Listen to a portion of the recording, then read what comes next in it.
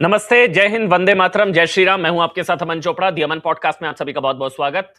अब देखिए, इस वक्त कॉकरोच जनता पार्टी कॉकरोचों को लेकर बहुत ज्यादा चर्चा है। कल ही हमारे स्टूडियो में आए थे हर्षवर्धन त्रिपाठी। वो कह रहे थे तिलचट्टों से उनकी बड़ी प्रॉब्लम है। ये तिलचट्टे जो है वो गंदगी में आते हैं। ये हालांकि उनका पक्ष था, लेकिन कॉकरोचों को लेकर देश में अलग तरह की बहस है, क्योंकि अब जंतर मंतर पार्ट 2 की बात की जा रही है। कहा जा रहा है साहब कि अब एक और आंदोलन होगा शिक्षा में सुधार को लेकर।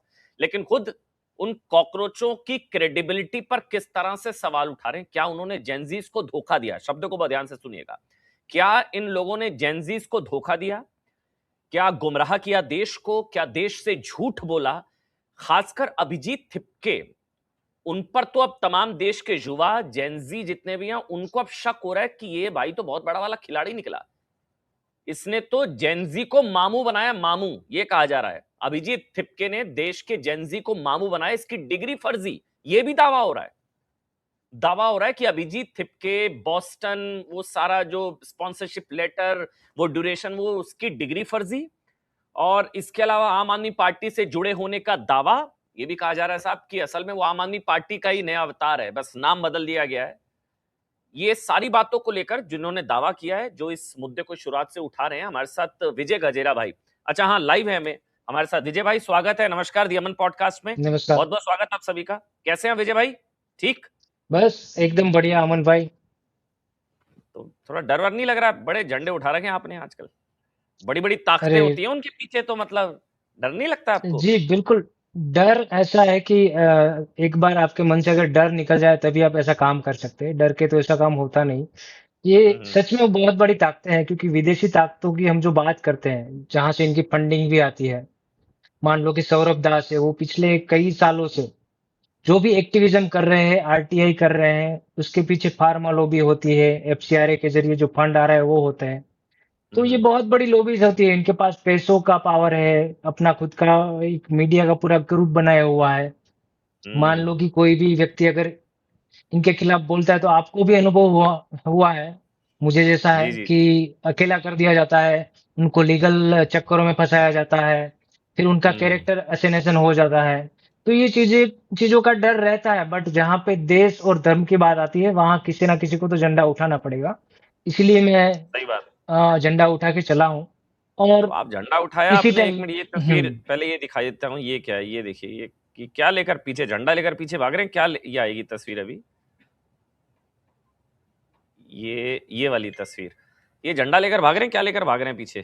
क्या है ये ये? किसी ने अच्छा मेमे बनाया है, और ये अभिजीत देख के मेमोरी थे, तो अच्छा याद आ गया कि भाई क्वेश्चन पूछ रहे हैं उनको, लेजिमेट क्वेश्चन है, जो कुछ ओपन सोर्स में वही सब कह के पूछ रहे हैं कि भाई इसका जवाब दो, बट जवाब हम्म। उनसे हो नहीं पा रहा है। और दूसरा, कुछ लोगों ने तो ब्लॉक भी कर दिया, जैसे सौरभ दास है, उनके साथ उनकी जो प्रवक्ता है, उनकी गर्लफ्रेंड बोला जाता है जिनको, तो वो लोग उन सब लोगों ने ब्लॉक भी किसको कर दिया है, किसको जवाब नहीं दिया है। किसको गर्लफ्रेंड बोला जाता है?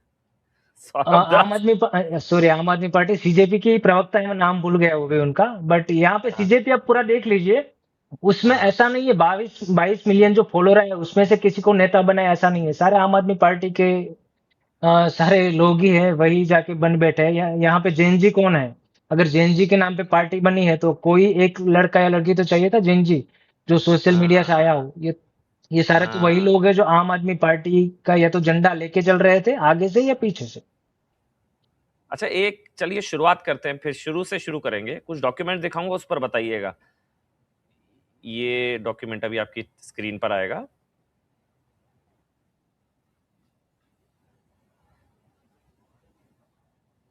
ये वाला डॉक्यूमेंट। ये क्या है? ये जी बॉस्टन का स्पॉन्सर लेटर। ये तो खुद थिपके ने दिखाया था ना मेरे ख्याल से। क्या है ये, बताइए। जी। अभिजीत दीपके ने एक यूट्यूब चैनल के साथ इंटरव्यू में ये दावा किया हाँ था हाँ। कि उनको ये ऑफर लेटर मिला था।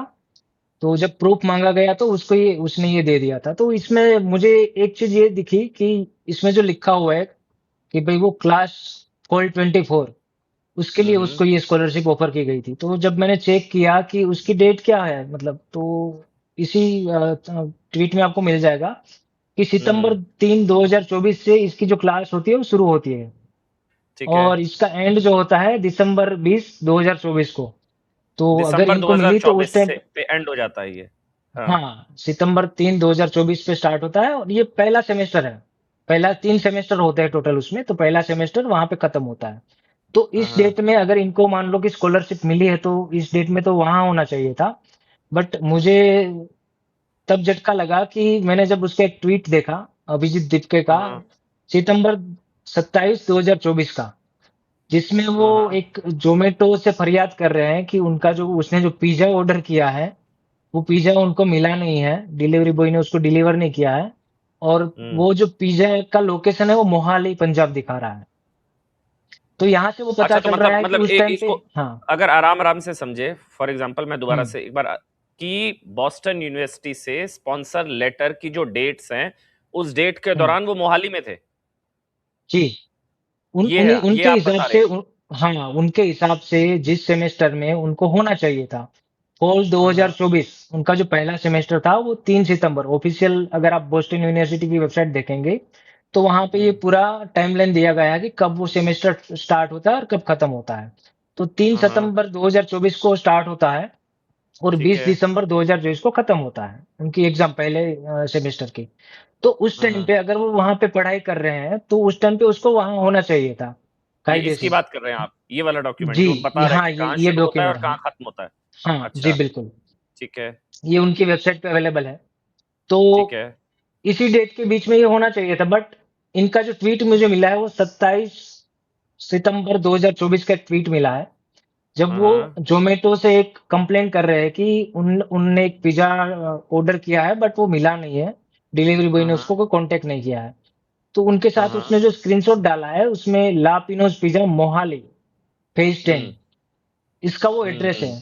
तो मतलब ये हुआ कि उस टाइम पे वो पंजाब में थे और वहां पे वो ऑर्डर कर ये रहे है थे वो, पिज्जा का। ये वाला आ गया वो। जी, ये आ गया। ये सितंबर का है। अच्छा, तो हाँ, आप ये कह रहे हैं कि ये तो पिज्जा खा रहे थे मोहाली में।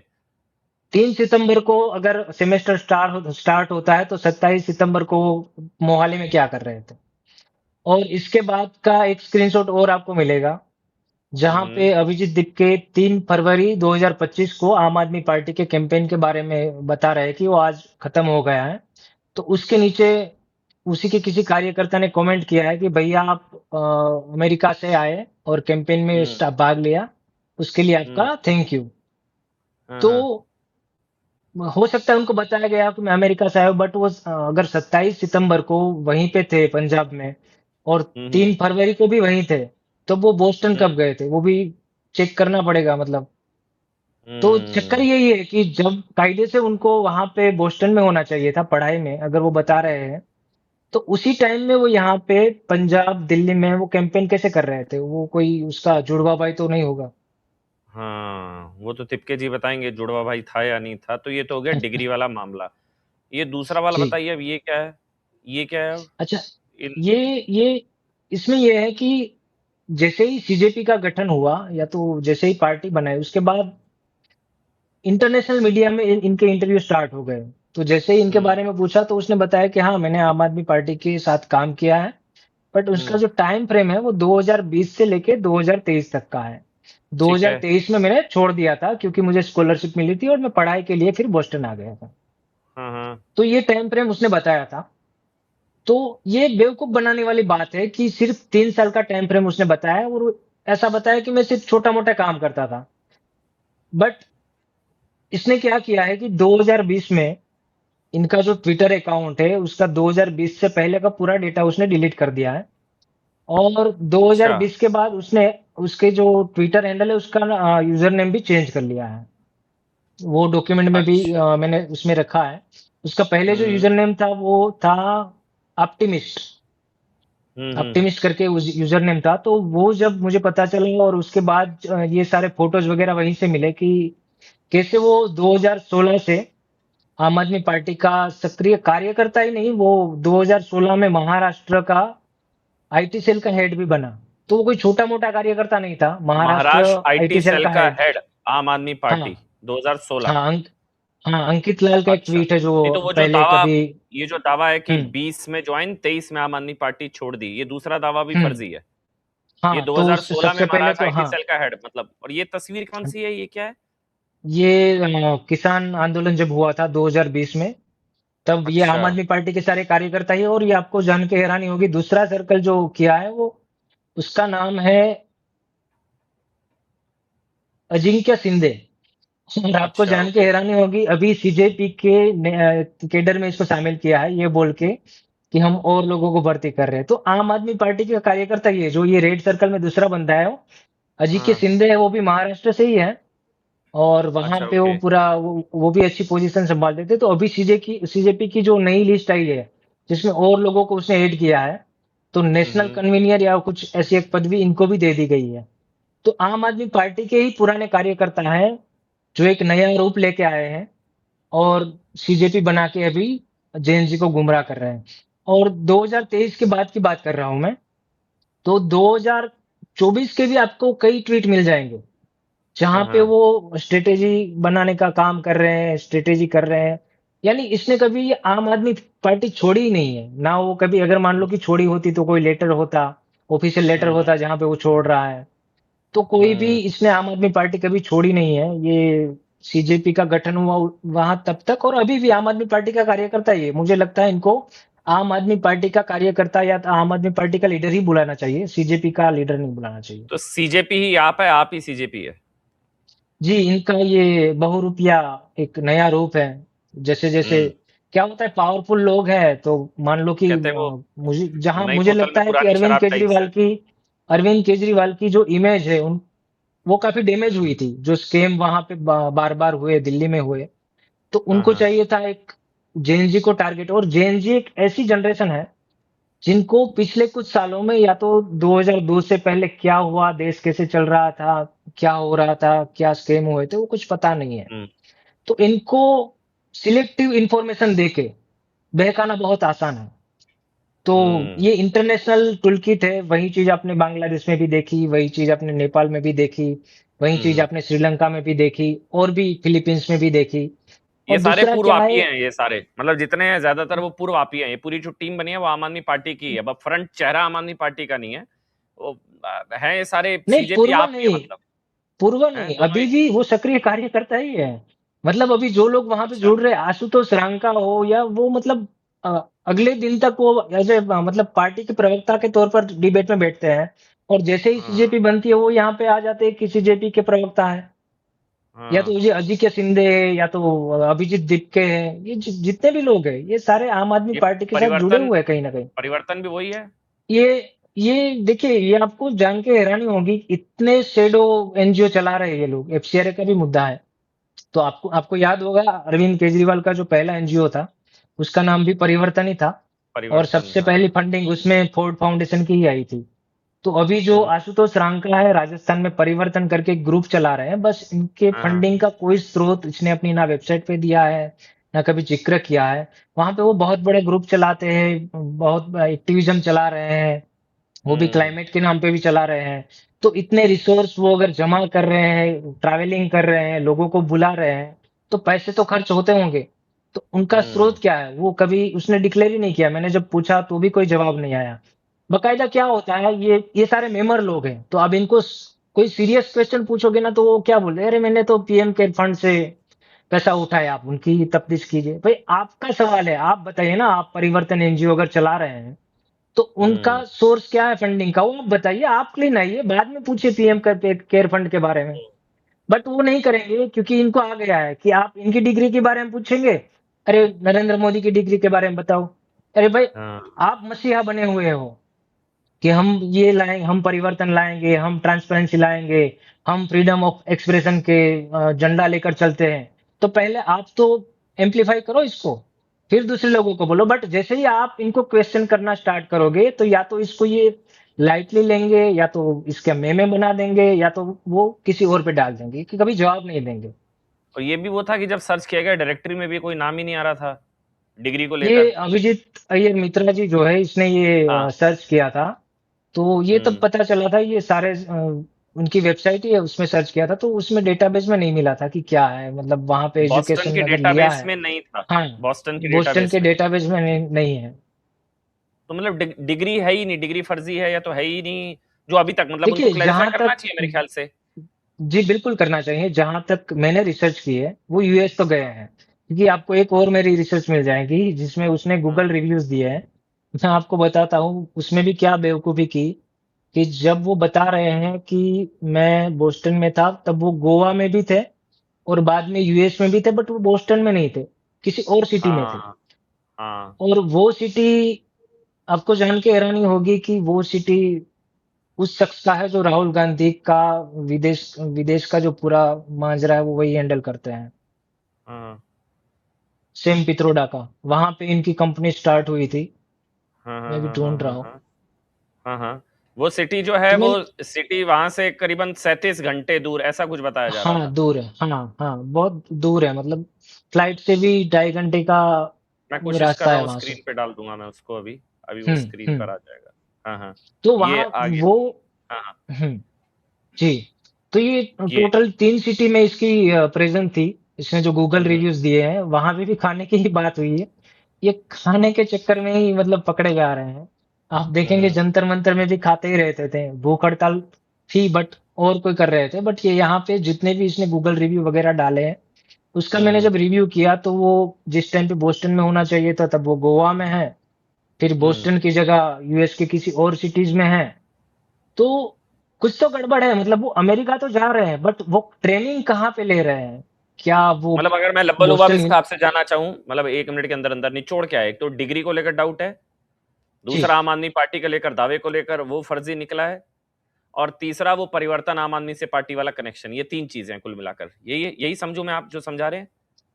देखिए मैं आपको थोड़ा सा बता देता हूँ। एक तो ये बता रहा है कि हाँ मैं आम आदमी पार्टी से जुड़ा था बस सिर्फ 3 साल के लिए था, तो वो दावा फर्जी है। 20 आप से एक 23। दायके से, एक दशक से आप इनके साथ जुड़े हुए हैं और जब तक आपने मतलब सीजेपी नहीं बनाई तब तक आप उनका काम कर रहे थे, उनको प्रमोट कर रहे थे। हम्म। दूसरा, जब जब कैंपेनिंग की जरूरत पड़ी आप बोस्टन या तो यूएस छोड़ के यहाँ पे आ गए हो। तो ठीक है। अगर आपने स्कॉलरशिप ली है, आपके पास पैसे नहीं है, तो फ्लाइट के पैसे बार बार कैसे आ रहे हैं कि आप यहाँ पे आ रहे हो वापस जा रहे हो, इतने मतलब आप, तो कोई स्पॉन्सर कर रहा है। दूसरी हाँ। चीज, परिवर्तन एनजीओ जो आशुतोष रांग का है वो क्लाइमेट के नाम पे चला रहे हैं, तो इसके फंडिंग का सोर्स उसने कुछ भी नहीं दिखाया है।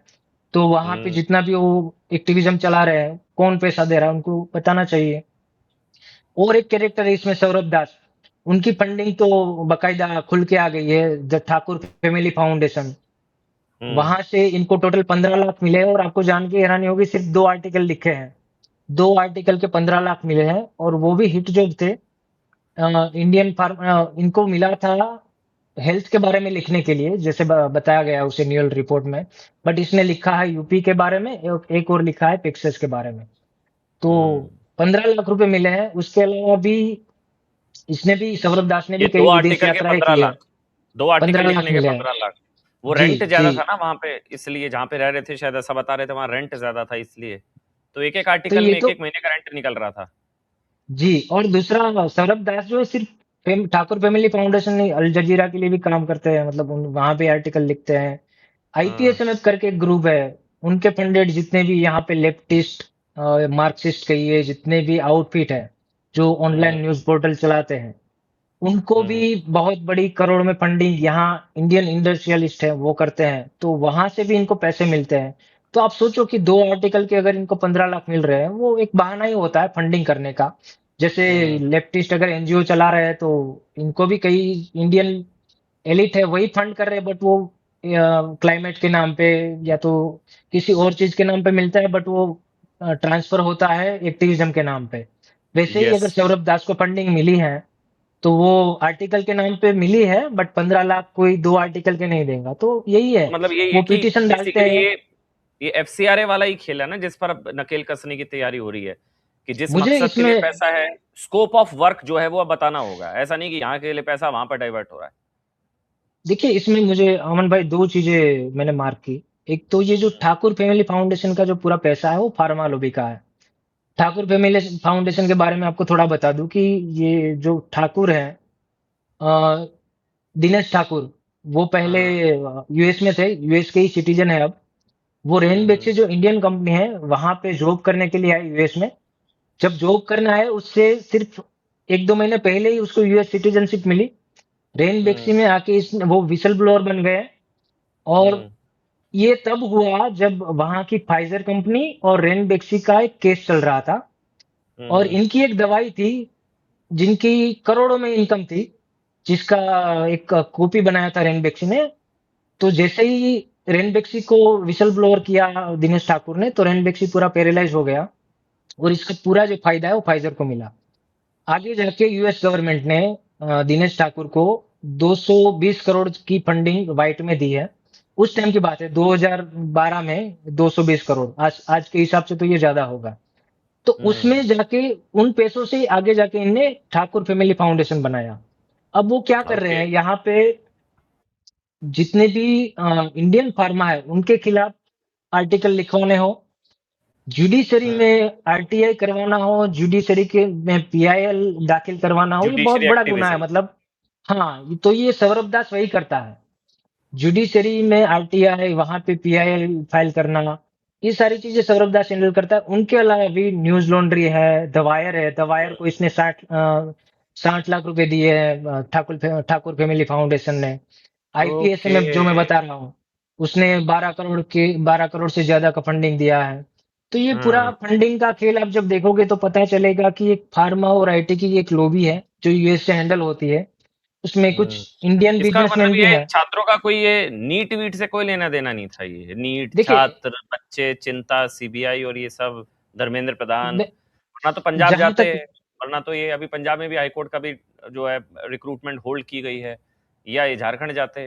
तो मतलब ये गेम थोड़ा एफसीआरए वाला डोनेशन वाला दूसरा खेल था, ये छात्रों वाला कोई अमन भाई खेल नहीं क्या होता है, हाँ अमन भाई, मैंने जब से मैं इकोसिस्टम को देख रहा हूँ, मैं रिसर्च कर रहा हूँ, तो था। इश्यू जेन्युइन होते हैं। मान लो कि पेपर लीक हुआ तो जेन्युइन इश्यू था, पेपर लीक हुआ था। ठीक बात। तो ये क्या करते हैं, एक्सप्लॉइट करते हैं। इनको जब भी कोई मुद्दा मिले तो उस मुद्दे को कैसे डाइवर्ट करके उनका गोल जो होता है उसको कैसे वो वहां तक कैसे पहुंचे वो करते हैं। तो इश्यू बहुत सारे जेन्युइन होते हैं। जैसे नीट का मुद्दा था, इश्यू जेन्युइन था, बट जिन यस। लोगों ने मान लो कि वो काम किया था, और इसमें एक चीज ये भी है कि कोई कॉपी वहां से निकाल के वो लीक नहीं की थी, ये पूरा माइंड का गेम था। जिन लोगों ने पेपर सेट किया था उसने वो याद कर लिया था, और बाहर जाके इसमें भी कोचिंग कोचिंग माफिया का बहुत बड़ा रोल है, क्योंकि वहां पे भी पैसे का एक पूरा अलग वो एक इकोसिस्टम या तो इंडस्ट्री की बहुत बड़ी है। तो उनको कैसे एक्सप्लॉइट किया जाए, मामला एफसीआरए का इसमें बहुत बड़ा इसलिए आ जाता है कि लाखों करोड़ रुपए 2000 में 2006 से जो डेटा अवेलेबल है वो देख रहा था, तो हर साल में 20,000 करोड़ के आसपास का फॉरेन फंडिंग एनजीओ में आता है। तो वो पैसा इतना बड़ा है कि क्या तो यहाँ बाईस पे है, इनका, 22,000 करोड़ के आसपास है, हाँ। 20 से हाँ बाईस ये हजार हर साल हम्म। बढ़ता जाता है। यस। तो थोड़ा बहुत इसने अच्छी चीजों में भी बांटा होगा। मान लो कहीं पे कोई अस्पताल का काम, दवाई बांटना, मान लो कहीं पे फ्लड आया है तो वो करना। बट इनका जो अल्टीमेट गोल होता है वो तो, अगर क्रिश्चियन एनजीओ है तो उसका कन्वर्ट कन्वर्ट कैसे करना है वो होता है। अगर लेफ्टिस्ट एनजीओ है तो जो भी जहां पे भी कोई प्रोजेक्ट बन रहे हैं जो नेशनल इंटरेस्ट में है तो उसका विरोध करवाना है। ट्राइबल एरियाज हैं तो वहां से डेटा निकालने से लेके वहां पे भी अगर मान लो कि कोई प्रोजेक्ट बन रहा है, कैसे नक्सलवाद को जिंदा रखे ताकि जो हमारा देश है वो ग्रोथ ना कर पाए। तो ऐसे बहुत सारे हैं, जैसे जम्मू एंड कश्मीर है तो वहां पे भी आप अगर देखोगे ना, ये इकोसिस्टम को अगर आप मैप करोगे तो चाइना हो, यूएस हो, यूके हो, या तो जितने भी इस्लामिक कंट्री हो, सबका फंडिंग एक ही इकोसिस्टम को आ रहा है, और वो अपने हिसाब से उसको यूज करके एक्सप्लॉइट करते हैं। मान लो कि मैं आपको बताऊं कि जैसे ही ये सीजेपी का प्रोटेस्ट था तो उसमें आयशा जुड़ा हुआ था, और हाँ। आयशा के लोग इन प्रोटेस्ट के बीच में ही चाइनीज एम्बेसी में जाके मीटिंग कर रहे थे, वहां से गिफ्ट ले रहे थे। तो चाइना अपने हिसाब से सीजेपी को एक्सप्लॉइट कर रहा है, यूएस के यस। अपने जो रिसोर्स है उसको अपने हिसाब से। तो हमारे मल्टीपल एनिमीज हैं। तो कई बार हम लोग जब समझाते हैं ना ट्विटर पे, तो ये दलील भी कई लोग देते हैं कि हाँ आप मतलब आप एक फिक्स बताओ कि आपका दुश्मन कौन है। तो भाई एक दुश्मन नहीं है, यहाँ पे मल्टीपल दुश्मन है भारत के, जो चाहते हैं कि भारत ना आगे बढ़े, ना इनका ग्रोथ हो, और अलग अलग गोल है।